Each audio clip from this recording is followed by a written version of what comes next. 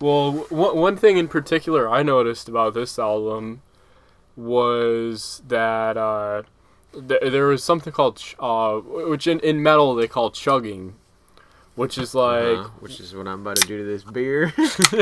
which is when they make the guitars sound like dun dun dun dun dun dun dun dun dun dun dun dun, you know.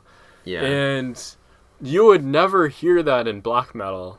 That's like because it kind of has to do with like the way the guitars are the guitar tone of black metal. It's not that heavy. That's like a death metal thing or like a hardcore. Yeah.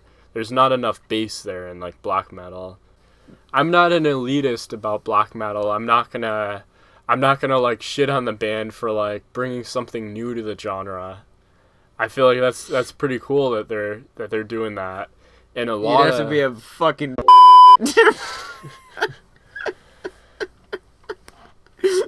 to be an elitist about black metal. Well, I mean, this is my time to put out an attack on hipster black metal.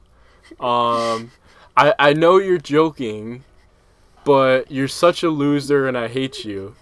Everyone, go to the channel Hipster Black Metal, and just send them hate mail for hating Def. Wait, is that like a YouTube Def channel? Haven, huh? Is it like a YouTube channel? Yeah, it's this YouTube channel where for years this guy's been just shitting on Def Heaven and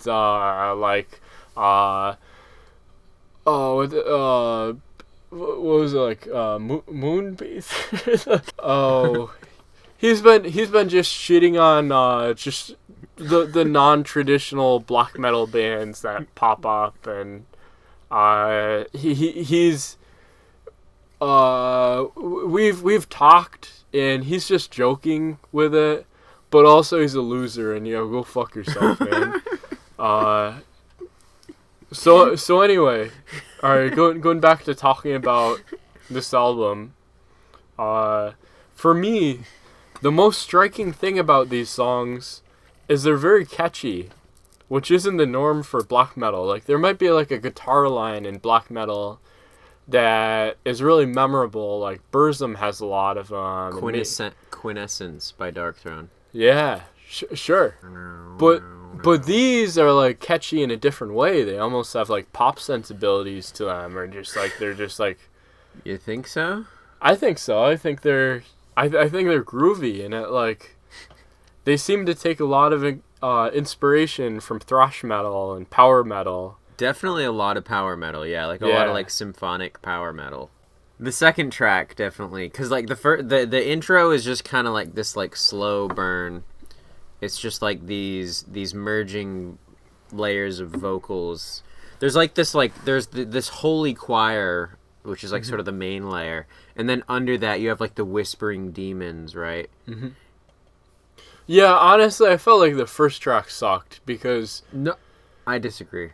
Well, I've heard I listen to a lot of like ambient and noise, which will be like a whole album of stuff like that. And honestly, I don't know. I didn't feel like the stuff they were doing was that unique. No, it perfectly encapsulates the album art, and it's like one of the most unique things about this album. Without that sort of thing, without that demonic ritualistic property of this album, it's pretty much just another black metal album. No. Other than I mean, it has some pretty sonic characteristics, but like a huge part of this album is like the Weeaboo aesthetic of it, where it's sort of like Evangelion / Castlevania-esque, where they have like the album art is this like these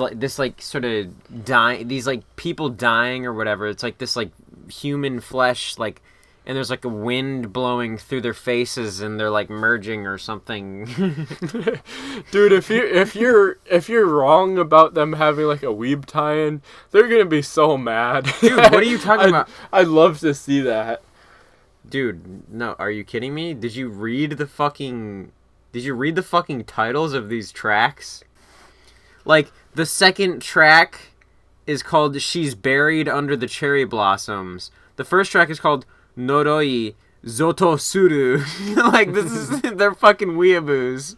Like, Shrine of the Black Sword.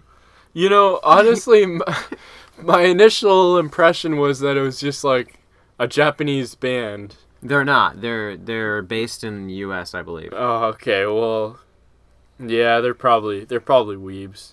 They're certainly, yeah. Yeah. But anyway. I mean, they even say its original ideas are rooted in hideous sides of Asian wisdom manifested from Japanese horror and folklore. And I mean, I love Japanese folklore, so all right, I can vibe with that. But also, I hope they are Asian, because that's kind of offensive if they're not. How is it offensive? The hideous. I don't know. It's just too. Nah, man. I fuck with like weeaboo aesthetics. Like, fuck you, I'm a weeaboo. Oh Lord. So overall, I felt like this album is just is really interesting, really invigorating. You know, for a black metal album to have these clearly different influences, but more fun influences in many ways. And there's definitely heavier, more negative tracks too that are like less like party mode.